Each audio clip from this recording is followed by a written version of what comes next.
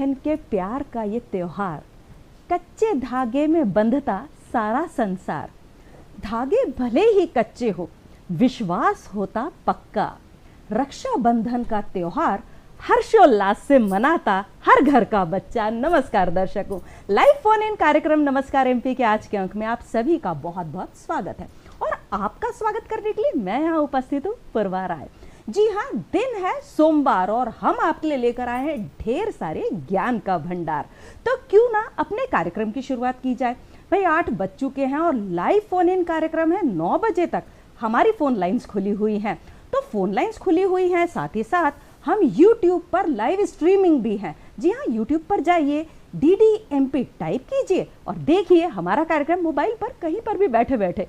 और जब कॉल करेंगे हमारे विषय को लेकर, क्योंकि विषय क्या है, रक्षाबंधन। भाई आज है त्योहार, तो इस विषय को लेकर अगर आपके मन में कोई प्रश्न या जिज्ञासा है तो क्या करेंगे, कॉल करेंगे। तो कॉल करने के लिए जल्दी से हमारे फोन नंबर्स नोट कर दीजिए, जो कि हैं 0755266049। साथ ही साथ हमारे टोल फ्री नंबर है 1800233040। तो आपके कॉल्स का मैं इंतजार करूंगी। चलिए, उससे पहले अगर हम कार्यक्रम की शुरुआत कर रहे हैं तो रीत के अनुसार बता दी जाए कि आज की तिथि क्या है, पंचांग क्या कह रहा है। विक्रम संवत 2081 श्रावण माह शुक्ल पक्ष पूर्णिमा है, तिथि तारीख है 19 अगस्त 2024, दिन है सोमवार का। जी, श्रावण का आखिरी सोमवार है ये। आखिरी सोमवार भोले बाबा को मनाने की, अपनी सारी मनोकामनाएं पूर्ति करने के लिए आज कोई कोर कसर नहीं छूटनी चाहिए। साथ ही साथ पूरा देश मना रहा है रक्षाबंधन का पर्व। तो आप सभी को, पूरे देशवासियों को रक्षाबंधन की ढेर सारी शुभकामनाएं देता है भोपाल दूरदर्शन परिवार। अब इसके बाद अगर हम बात करें तारीख की, तो 19 अगस्त किन मायनों में खास है। जी, आज विश्व फोटोग्राफी दिवस मनाया जा रहा है। इसके बाद विश्व मानवीय दिवस भी आज ही के दिन है। अब अगर बात की जाए इतिहास की, तो हम बात करें 1600 की, मुगल बादशाह अकबर ने अहमदनगर पर कब्जा कर लिया था आज ही के दिन।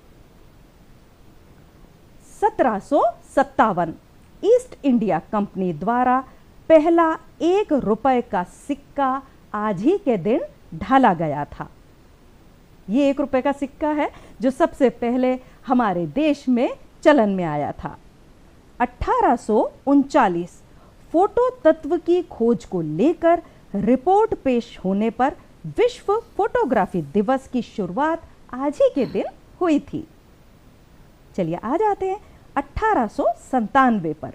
लंदन में पहली इलेक्ट्रिक टैक्सी ड्राइवर ने चलाई थी। अनोखी सी एक टैक्सी, जिसको पहली इलेक्ट्रिक टैक्सी थी ये, जिसको ड्राइवर ने चलाया था। आज तो जो मॉडल आ चुका है वो बहुत ही नवीनतम है। 1934 एडोल्फ हिटलर को जर्मनी की पूरी शक्ति दे दी गई थी। ये हैं एडोल्फ हिटलर, जिन्हें कौन नहीं जानता। इनकी हिटलर शाही के लिए ये बहुत ज़्यादा कुप्रथा में, मतलब इनको क्या कहा जाए, पूरा दुनिया जानती है इन्हें। 2005 की अगर बात की जाए तो कनाडा के दक्षिणी ओरेंटो में आंधी तूफान ने कम से कम दबाव का बवंडर पैदा कर दिया, जिसमें $500 मिलियन से अधिक का नुकसान झेलना पड़ा था। बहुत भयानक नुकसान हुआ था ये। अगर हम आ जाए अंत में 2012 पर, जापान ने महिला बेसबॉल विश्व कप जीता था आज ही के दिन। जी, अब आज के दिन किन किन मुख्य लोगों का जन्म दिवस है, तो उनको बधाई देना भी तो बनता है। तो चलिए बात कर ली जाए जन्म दिवस की। सुप्रसिद्ध लेखक आचार्य हजारी प्रसाद द्विवेदी सुप्रसिद्ध लेखक हैं ये, जिनकी बहुत सारी रचनाएं हमने पढ़ी हुई हैं। भारत के पूर्व राष्ट्रपति श्री शंकर दयाल शर्मा, भोपाल की शान कहे जाते हैं ये शंकर दयाल शर्मा जी, सुप्रसिद्ध लेखक हैं। और आज का जो हमारा टॉपिक है वो भी तो है रक्षाबंधन त्योहार, परंपरा, महत्व और साथ ही साथ में इसको किस प्रकार से मनाया जाएगा। इस विषय की जानकारी देने के लिए आज हमारे स्टूडियो में उपस्थित हैं हमारे विशेष अतिथि जो कि हैं आचार्य श्री गिरीश व्यास जी। जी ये ज्योतिषाचार्य हैं, आध्यात्म वेदता हैं और कथावाचक है, तो क्यों ना इनका स्वागत कर लिया जाए। नमस्कार। नमस्कार। बहुत जीवन जीने की कला भी एक फोटोग्राफी है।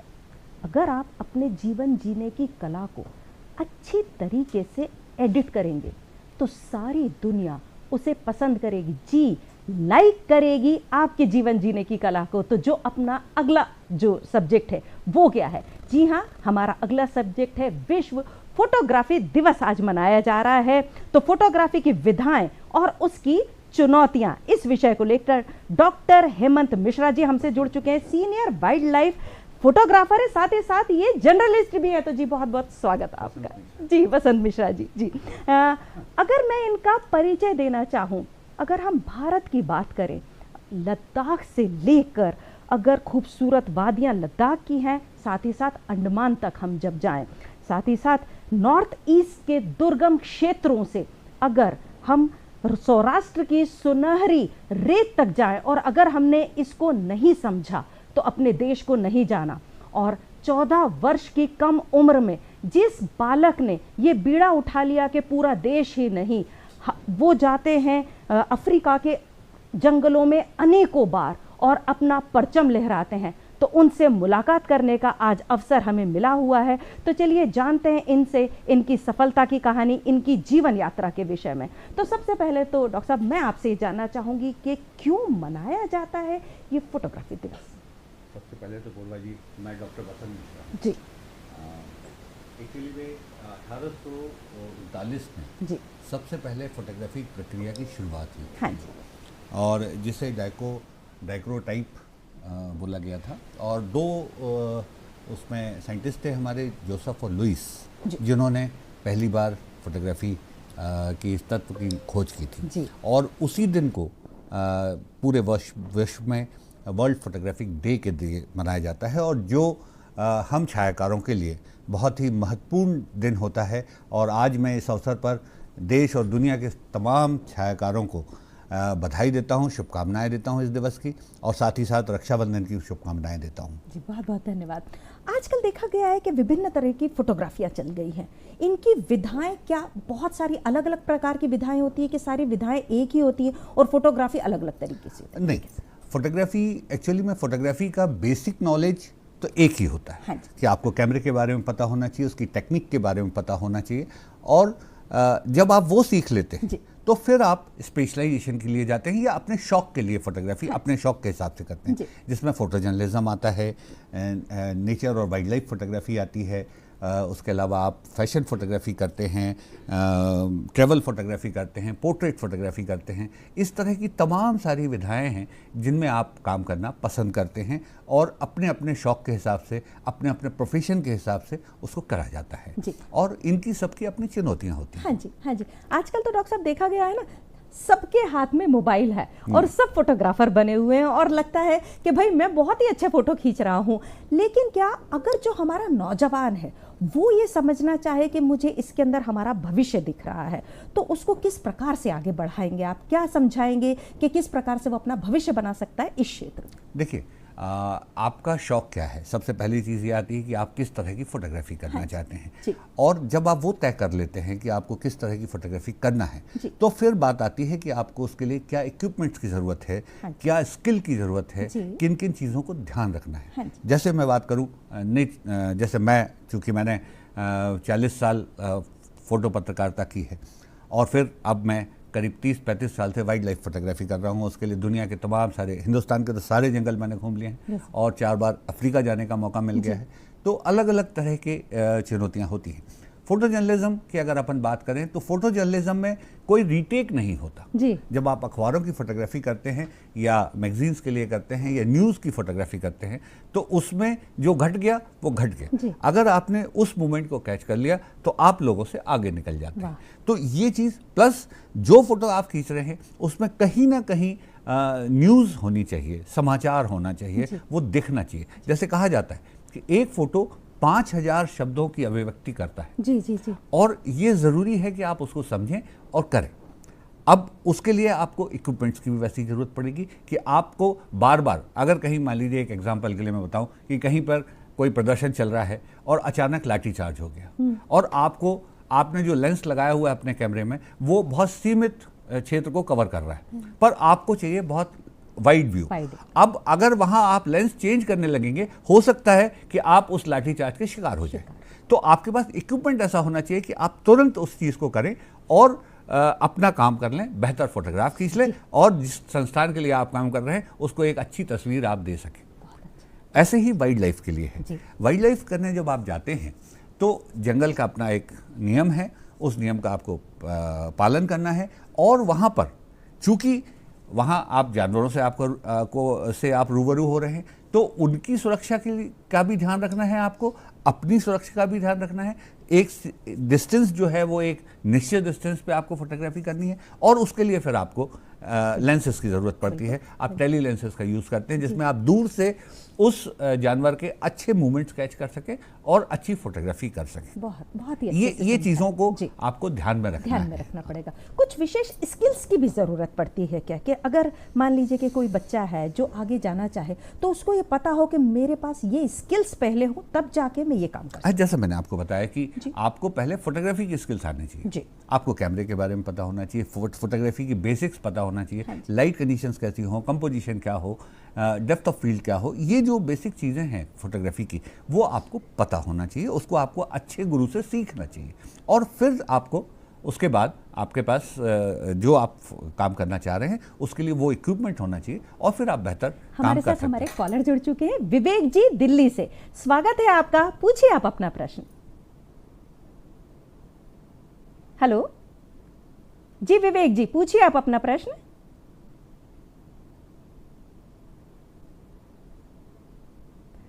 आपको मेरी आवाज आ रही है? विवेक जी पूछिए आप अपना प्रश्न। ठीक है, शायद कनेक्शन थोड़ा सा लूज होगा, कोई दिक्कत नहीं, फिर से जुड़ जाएंगे। हाँ। जी मैं बात कर रही थी, आपने जैसे कि एक शब्द आपके विषय में जो मुझे पता चला है कि आप फोटोग्राफर के साथ में जर्नलिस्ट भी है। ये कितना टिपिकल काम है, एक व्यक्ति कैसे उस क्षेत्र में पहुंच के और उसकी न्यूज़ लेकर, उसके फोटोज लेकर फिर इतने बड़े बड़े फ्रंट पेज पर छपना। जी विवेक जी फिर से जुड़ चुके हैं हमारे साथ में। जी पूछिए आप अपना प्रश्न। हेलो। हाँ जी। हेलो जी विवेक जी, आपकी आवाज आ रही है, पूछिए आप अपना प्रश्न। हेलो, शायद आवाज कट रही है। आपकी आवाज हम तक आ रही है, आप पूछिए आप अपना प्रश्न। हेलो मैम, आप मेरी आवाज सुन सकते हैं? हाँ जी बिल्कुल सुन सकते हैं। हेलो बोलिए, आपका आवाज आ रही है विवेक जी, कंटिन्यू करिए। हेलो। हाँ जी ma'am, good morning sir. Good morning ma'am, मेरे सर से क्वेश्चन है कि मैं अपना फोटो जर्नलिज्म में करियर बनाना चाहता हूँ।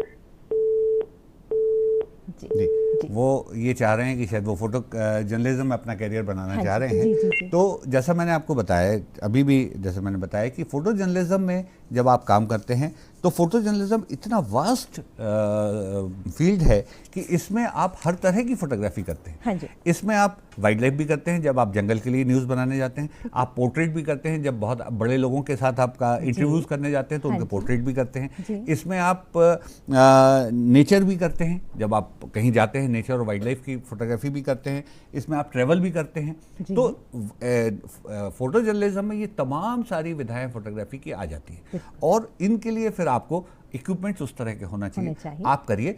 हाँ, ये चीज़ ज़रूर ध्यान रखना है कि उसमें न्यूज़ कंटेंट हो। आज अगर आप किसी का पोर्ट्रेट कर रहे हैं तो उसके हाव भाव ऐसे होना चाहिए जो उसके वास्तविक हैं। अगर आप किसी पहलवान का फोटोग्राफ खींच रहे हैं और वो दुबला पतला दिख रहा है तो वो फोटोग्राफ कोई मतलब का नहीं है। तो आपको वैसा चीज़ें ध्यान रखना पड़ती हैं। आप उस तरह का काम करिए क्योंकि फोटो जर्नलिज्म में आपको बहुत तमाम सारे दुनिया भर के लोगों से मिलने का मौका मिलता है, उनसे बात करने का मौका मिलता है। तो उस अपॉर्चुनिटी का पूरा फायदा उठाइए आप और उस चीज़ को अच्छे से करिए तो आप बेहतर काम बेहतर कर सकते हैं। फोटोग्राफी शुरू करने से पहले मेहनत बहुत करनी ज़रूरी पड़ती है, दिल को साफ रखना पड़ता है और नज़रों को खूबसूरत बनाना पड़ता है। तो जी नज़रें खूबसूरत बनाइए, चित्र अपने आप आपके सामने आ जाएंगे। निखिल जी जुड़ चुके हैं हमारे साथ इंदौर से। जी स्वागत है आपका, पूछिए आप अपना प्रश्न। नमस्कार। मेरा प्रश्न ये है कि वाइल्ड लाइफ फोटोग्राफी करते समय किन बातों का ध्यान रखना चाहिए? बिल्कुल जी, निखिल जी, बहुत ही इम्पोर्टेंट क्वेश्चन आपने किया है कि वाइल्ड लाइफ फोटोग्राफी के लिए सबसे पहली चीज़ है कि आप जब जंगल जाते हैं तो जंगल का एक नियम है कि जैसे ही आप जंगल में घुसते हैं आप अपनी आँख, नाक और कान खुला रखिए, मुंह बंद रखिए। कोई भी जानवर कभी भी डिस्टर्ब नहीं होना चाहिए, क्योंकि उसका अपना एक हैबिटाइट होता है, उसका अपना एक रहने का तरीका है, उसका अपना एक वहाँ पर विचरण करने का तरीका है, तो उनको कभी डिस्टर्ब नहीं करना चाहिए। एक सेफ डिस्टेंस हमें बना के रखना चाहिए। अगर आपको बहुत बेहतर काम करना है तो, उन जानवरों के बेहतर तस्वीर लेना है तो कभी जानवरों के बहुत नज़दीक ना जाएं, जानवरों को कभी परेशान ना करें, क्योंकि वो जानवर है। हो सकता है वो अपने बचाव के लिए आपकी तरफ आए या अपना बचाव करे, जो आपके लिए नुकसानदायक हो सकता है। तो और दूसरी चीज़, इसके लिए आपके पास इक्विपमेंट होना चाहिए। आपके पास टेली लेंसेज होना चाहिए जिससे कि आप सेफ डिस्टेंस पे जाकर अच्छी फोटोग्राफी कर सकें। इसके अलावा जहाँ भी आप जा रहे हैं, जिस जंगल में भी जा रहे हैं, उस जंगल की जानकारी आपके पास पूरी होना चाहिए। वहाँ का हैबिटाइट क्या है, वहाँ का फ्लोरा फोना क्या है, वहाँ कौन कौन से जानवर हैं, क्योंकि अगर ये जानकारी नहीं है आपके पास तो हो सकता है आप एक आम तरह की फोटोग्राफी करके या आम जानवरों की फोटोग्राफी करके आ जाए। जैसे मैं एक एग्जांपल दूं आपको, जैसे अगर आप हिंदुस्तान के जंगलों में जब आप ट्रैवल करते हैं तो आप वहाँ जैसे आप जिम कॉर्बेट जाते हैं तो वहाँ पर आपको एलिफेंट्स मिलते हैं। अपने यहाँ जो एलिफेंट्स होते हैं उसमें मेल जो होता है उसके टस्क होते हैं, दांत होते हैं, और फीमेल जो होता है उसके टस्क नहीं होते। लेकिन जब आप अफ्रीका जाते हैं तो वहाँ पर आप फीमेल एलिफेंट ढूंढेंगे, क्योंकि वहाँ सारे दांत वाले दिख रहे हैं आपको, तो वहाँ पर दोनों के दांत होते हैं। तो आपको ये चीज़ पता होना चाहिए। जैसे राजस्थान में एक डेजर्ट नेशनल पार्क है जी, पहला इकलौता डेजर्ट नेशनल पार्क है। वहाँ पर एक इंडियन बस्टर्ड करके पक्षी मिलता है जो सबसे बड़ा पक्षी है, वो सिर्फ वहीं मिलता है और लुप्त प्रजाति की तरफ जा रहा है। आपका प्रश्न यहीं पर, क्योंकि उत्तर समाप्त करना पड़ेगा। आंचल जी जुड़ चुकी है दिल्ली से, तो जी आंचल जी लीजिए आप अपना प्रश्न जल्दी से। जी आंचल जी आप अपना प्रश्न रखिए। अच्छी लैंडस्केप फोटोग्राफी के लिए कौन से लेंस उपयोग करना चाहिए और किन बातों का ध्यान रखना चाहिए? जी देखिए, बिल्कुल ठीक बात है। जब आप लैंडस्केप की बात करते हैं, चाहे वो रेगिस्तान में हो या हिमालय में जा रहे हो या पहाड़ों पर जा रहे हो, तो वहाँ पर आपको सुंदर दृश्य देखने को मिलते हैं और अपनी इच्छा होती है कि इनको अपन अपने कैमरे में कैद करें और अपनी मेमोरी के लिए इसको रखें। तो वहाँ पर आपको, चूँकि आपको एक बहुत वाइड व्यू चाहिए है, तो आपके पास वाइड एंगल लेंसेज का होना बहुत ज़रूरी है। इसके अलावा जैसे भी आप हाइट पे जाते हैं, जब भी आप हाई लेटीट्यूड पे जाते हैं, वहाँ पर आपको यूवी फिल्टर, अल्ट्रावायलेट रेजेस बहुत हो जाती है। तो अगर आप वो फिल्टर यूज़ करेंगे तो वहाँ पर आपको एक ब्लू जो टिंट होता है उसमें वो नहीं आएगा और पिक्चर नेचुरल कलर्स में आएंगे। तो इन चीज़ों का ध्यान रखिए।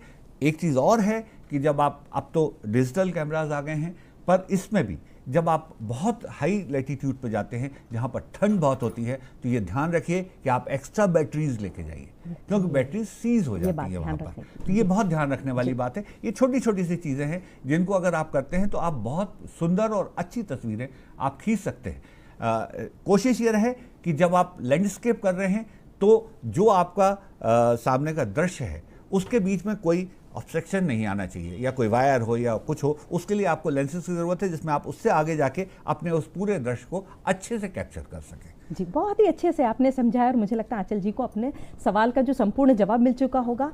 चुनौतियाँ क्या क्या आती हैं जब आप जाते हैं इतने बड़े बड़े जंगलों में? क्या कभी कभी मन में घबराहट नहीं होती कि वो हम पर अटैक करेंगे? कौन कौन सी मुख्य चुनौतियाँ हैं कि वो हमारे काम में कहीं ना कहीं अड़चन लाती है, लेकिन फिर भी हम उन पर सफलता पा जाते हैं? देखिए पूर्वा जी, मैंने करीब 40 साल फोटो जर्नलिज्म किया, और इस जर्नलिज्म के दौरान ही मुझे एक बार कान्हा जाने का मौका मिला एक न्यूज़ कवरेज के लिए, और तब मैंने सर्कस के अलावा पहली बार खुले में टाइगर को देखा।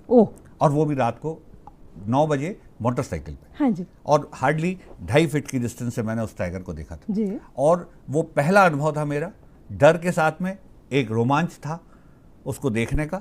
और उस दिन उस टाइगर को देख के, उसकी शाही चाल को देख के और उसके जो उसका सौंदर्य था उसको देख के मेरे मन में कहीं ना कहीं आया कि अब वाइल्ड लाइफ फोटोग्राफी करना चाहिए। और तब से 35 साल हो गए हैं जब से मैं वाइल्ड लाइफ फोटोग्राफी कर रहा हूँ, दुनिया भर के जंगल घूम चुका हूँ।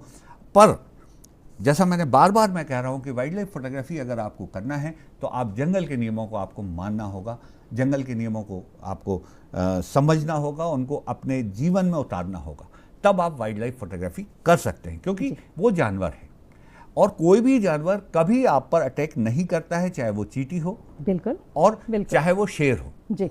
और वाइल्ड लाइफ को समझना बहुत जरूरी है। वाइल्ड लाइफ आपके घर में आंगन में फदकती हुई गौरैया हो, ठीक है, या जंगल में विचरता हुआ शेर हो, ये सारा वाइल्ड लाइफ में आता है। तो इतनी बड़ी रेंज जब वाइल्ड लाइफ की है तो उसको अगर आपको शूट करना है या उसके साथ आपको जीना है तो आपको उनके नियमों को मानना पड़ेगा। आपको रोकना चाहूंगी क्योंकि विषय तो बहुत ही वृहद है, समय की कमी है, घड़ी हमें कह रही है कि इनको हम दोबारा बुलाएंगे और फिर इस विषय की संपूर्ण जानकारी लेंगे। तो आप आए हमारे स्टूडियो में, बहुत बहुत धन्यवाद आपका जी। आंसुओं से भी एक समंदर होता है जिसे प्रेम करने वाला ही देख सकता है, और एक फोटोग्राफर किसी व्यक्ति के छोटे छोटे पलों में खुशियों का वो समंदर ढूंढ लेता है। तो ऐसे एक फोटोग्राफर से आज हम मिले। अगले अंक में फिर होगी मुलाकात। आप रोज सुबह 8 बजे से 9 बजे तक नमस्कार एमपी देखना मत भूलिएगा और मुझे दीजिए आज्ञा आज के लिए। नमस्कार।